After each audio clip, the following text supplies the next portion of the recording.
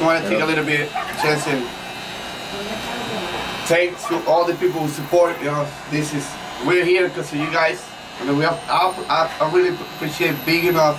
It's one of the things I want to come here for this old man right here, my grandpa who took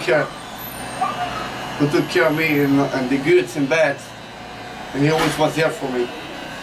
I wish I had other words to say, but I'm so emotional like stuck. So I'm gonna leave you guys with this. Thank you very much.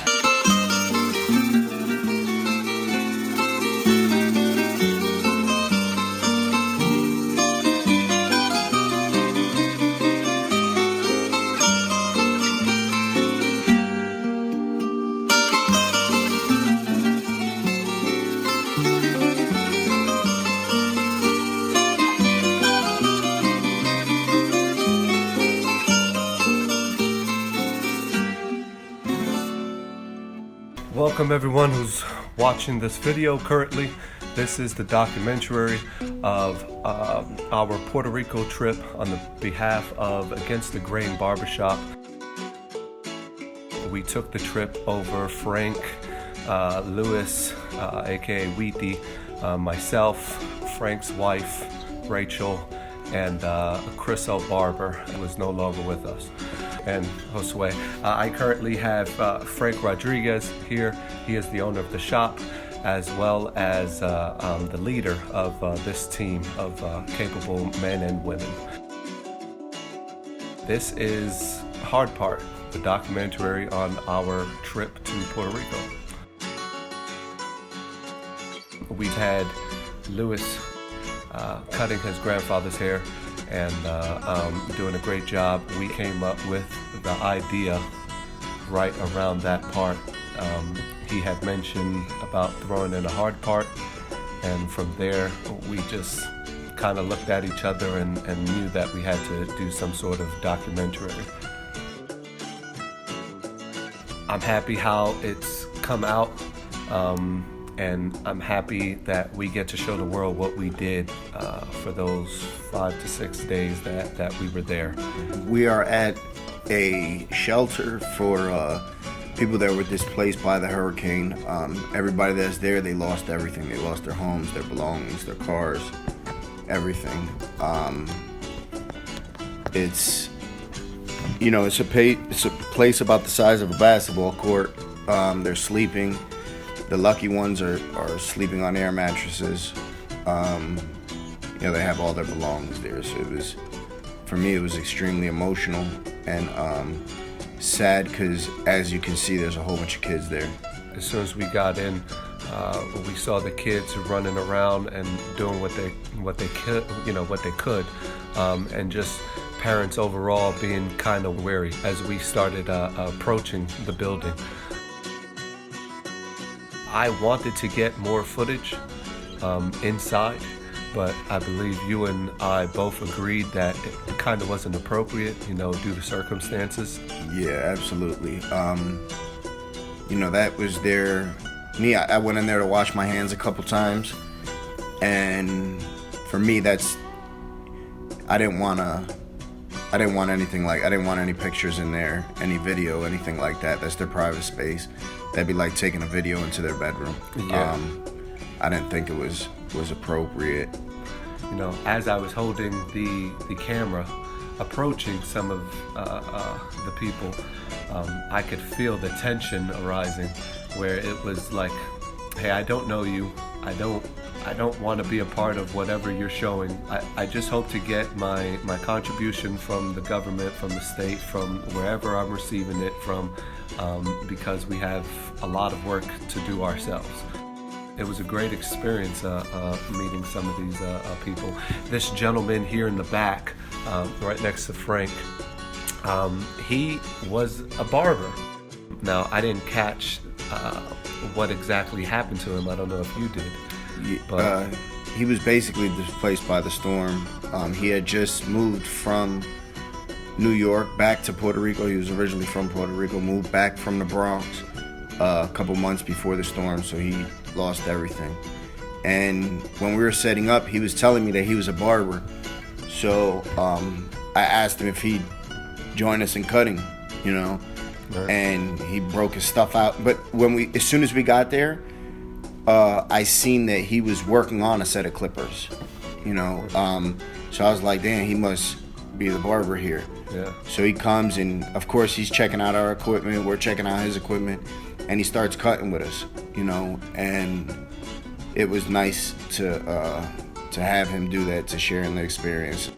Yeah, he had mentioned that he hadn't cut anyone's hair before we had gotten there. Yeah. Right. And you could see the people were a little hesitant to let him cut their hair. Yeah. But then the first person, whoever it was, that stepped up and let him cut his hair, Yeah. then after that everybody fell in line. Because So- they, you know, and it's, I guess for them it was a little different than seeing us. They don't know us.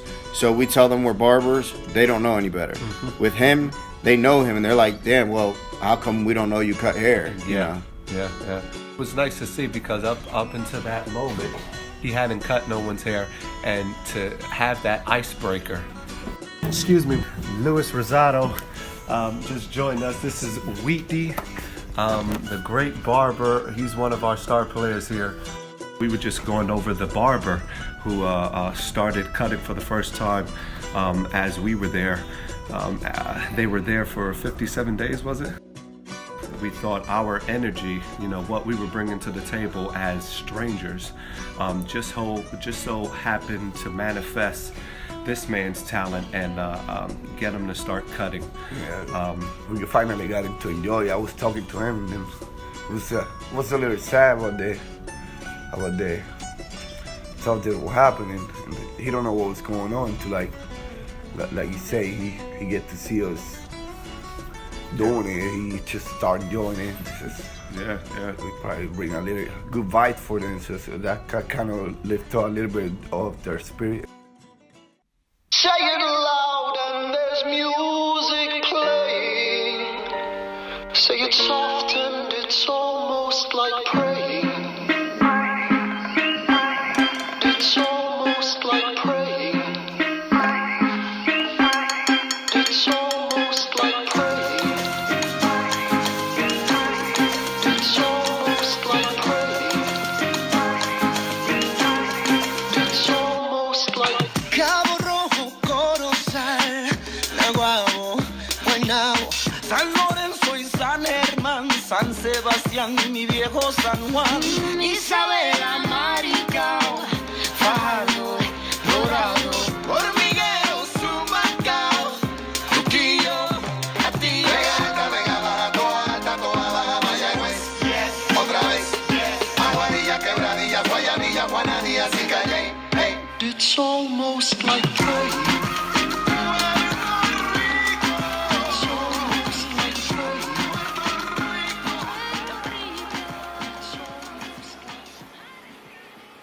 praying. We got the opportunity to be around these people and hear some stories. And there, the kid who got saved, he was there. Yeah, the kid, the blue shirt. Yeah. That's the one who stood for like. Yeah, he got. stuff for like. He was holding on to a street sign so that the water wouldn't take him away. And he's 11 years old. He would hang out and talk to us, and then I ended up cutting his hair towards the end of the night.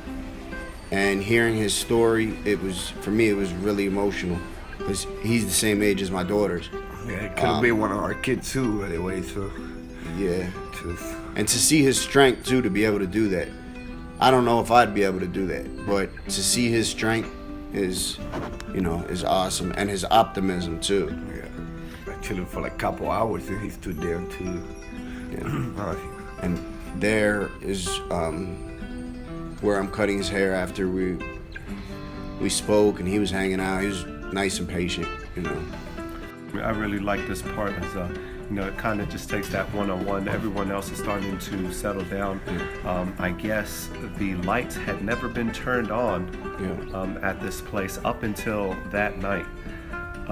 And then a few days later when we returned, we found out that now it was like one of those things where every night they turn on the lights. Yeah.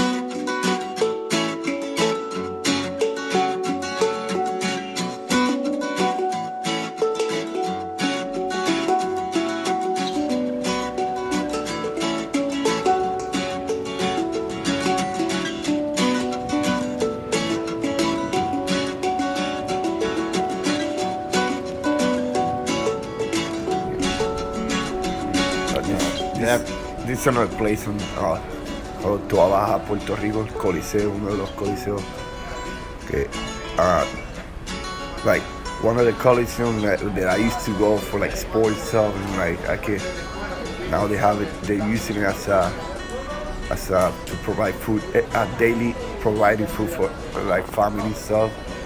Like a distribution center. Yeah, distribution center. There it was so impact. I feel so impact. It's like I could not see that place like that for a moment. Then just things happen. You know, we just came and enjoyed to. ¿Qué te pasó? ¿Un peine? Ese es tuyo, papi, te lo dije. Yo es grande, yo es grande. Oye, me tiraron un chamaquito.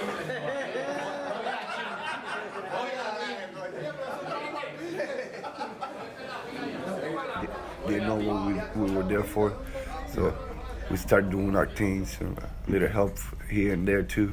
Yeah, and the military was there. I know some policemen were there as well. And we weren't allowed to record anything on the inside.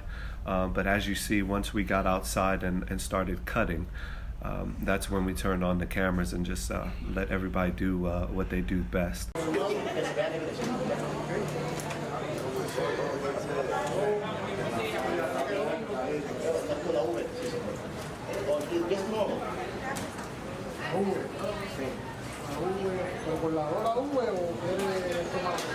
No, muchacho, baja todo eso. Bajarlo una V. No. Corta normal a la 2, así completo, así. Y la lambilla para el lado, para la liga. Hazle come over, just come over, yo come over. ¿Cómo? Se le dice un peinado de lado. No, pero si él dice una V, ¿cómo no son dos? No, olvídate de la V, como él dice. No, como ok, hazle caso al barbero loco. No, pero me dijiste V, me tiene que saber. Hazle como over, just come over. Entonces, ok, me meto para el lado con la línea y a los lados bien pegados, ¿o no? No, yo soy como con la 2.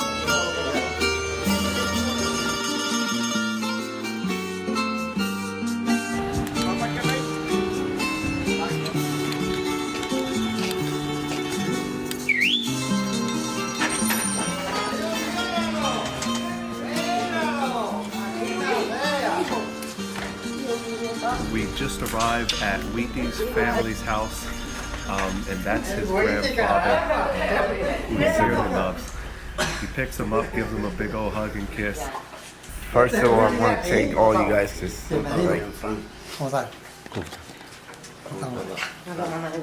Here's where I grew up.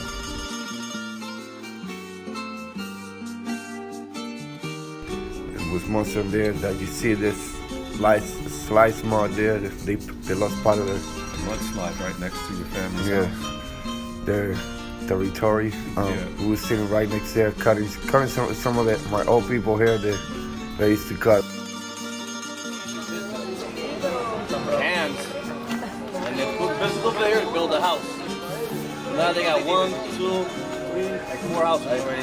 Starting from his hands. That's dope, Hard though. work. It's crazy. Yeah. That's at this.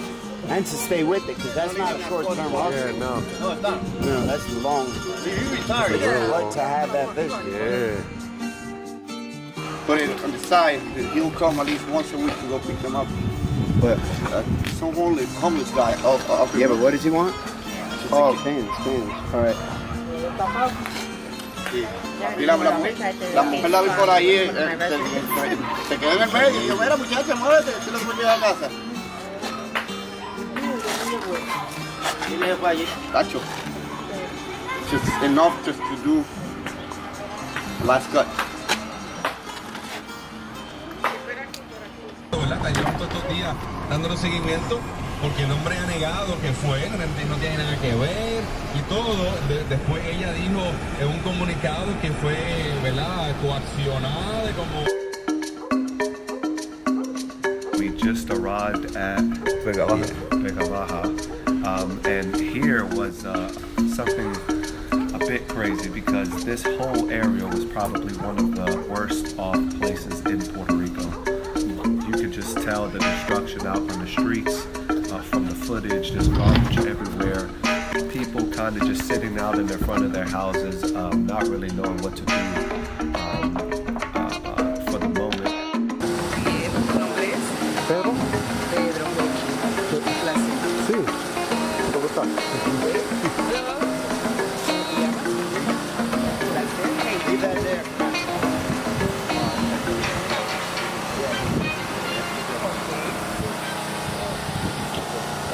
we doing, Frank? It's bad, man. Look at, said the water was up to the top of the houses. You can see that lady, she got her stuff from the bedroom out there.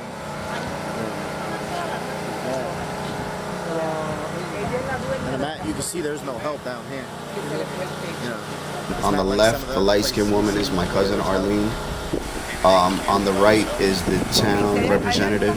She's, I would say like probably right under the mayor, where she, whenever there's something wrong in the town or they need a representative to speak up for them, that's who to go to. So my cousin, she does work there also in Puerto Rico, a lot of community work.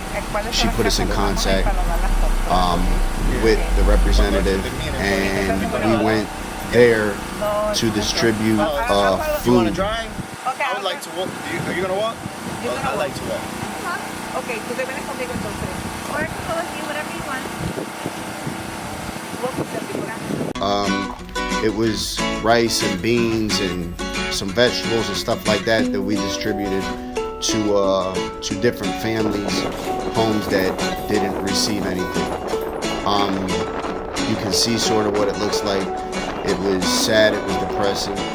And a lot of these barrels you see outside of the houses, right across the street from her house, there was a couple 55-gallon drums that you could see they were filled with, well, you could smell that they were filled with human waste because, that's what they have to deal with there. The water was above the houses in a lot of these places. It was bad.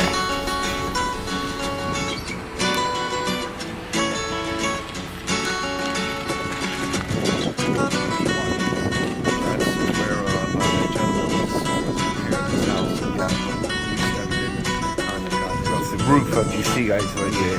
The whole second floor was torn apart. And the gentleman, I went into his house and stuff and was talking to him. He had a huge matchbox collection with thousands of matchboxes, and they were completely destroyed. And here we have a young man rolling through with his horse, and you're about to witness Wheaty horse jacked him and stole his horse and kidnapped the young man. So you'll see it here. He's passing me some food so I can give it to the guy. But as soon as he's done with that, you'll see him commit a felony and yes, it definitely was out of Grand Theft Auto. Yeah, he just hopped right. You see, watch. And Wheaty for the longest time was telling us that he knew how to ride horses, that he was going to ride a horse once he got to Puerto Rico, and we all just kind of took it as like, he's not going to ride no horse. He don't know how to ride a horse. And sure enough, Wheaty could ride a horse.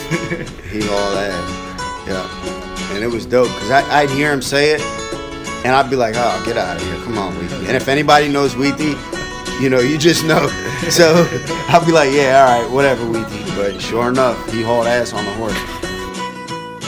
So after all those, the happy moment right there, right in the horse stone, when we went back to the representative's house, and we set up to cut hair.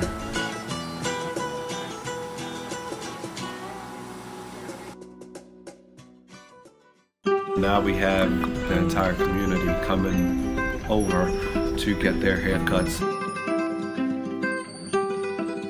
You could hear their audio from a little bit earlier that we offered to help with moving things, to help with trying to take trash out if we could, and basically the representative told us that that all of that work is basically done. There's not much work we could do from there on, but we definitely need some haircuts. We definitely need grooming.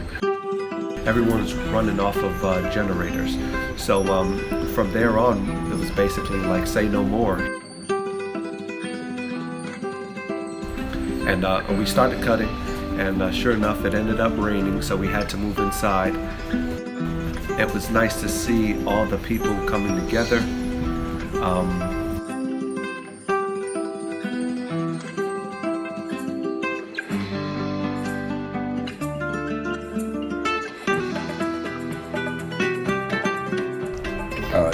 As you guys see, there's one of the guys who's sitting in the chair right now. That cutting is just one of the mayors from place. Se vegaba. Yeah. Actually, he just took a little bit of his time to find out what was going on in town, and it just took him probably like a half hour just to realize that there was something good going on his town. And officially, of course, I gotta jump and get a cut up. Gotta give him a cut too, by the way. I loved it. This is one of my favorite parts because it was that moment where we let Wheaty shine, do what he does best, and to cut the mayor's hair, and he was extremely happy with it at the end. Yeah, it was a good experience. Wheaty was in motion, and he did a good job, And I remember at first when my cousin and the representative, they told me, they were like, look, the mayor's going to be coming over here. To me, I took it with a grain of salt, because I know how politically stuff has been, stuff isn't good there. The funds aren't being distributed. People are, corruption and stuff like that. So I was like, that really don't impress me. But when I seen him get there and I seen the way that the community embraced him, I knew that he was a decent person.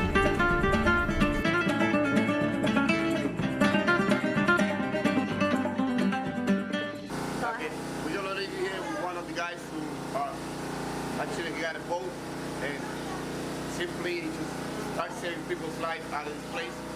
Something later. So right here is one of the guys who took a lot of his time. So he was saving people's life. That was over 50 lives he get to save one of his boat. This guy take his time every day to go out to sea and bring whatever he bring over to support his family. Even though the tough moment like that, he stood there too. He could. At first, he was talking to me it was a little bit tough, I just relax and come tell me about your stories. So this is what we're here for. We gotta pick it up and take it.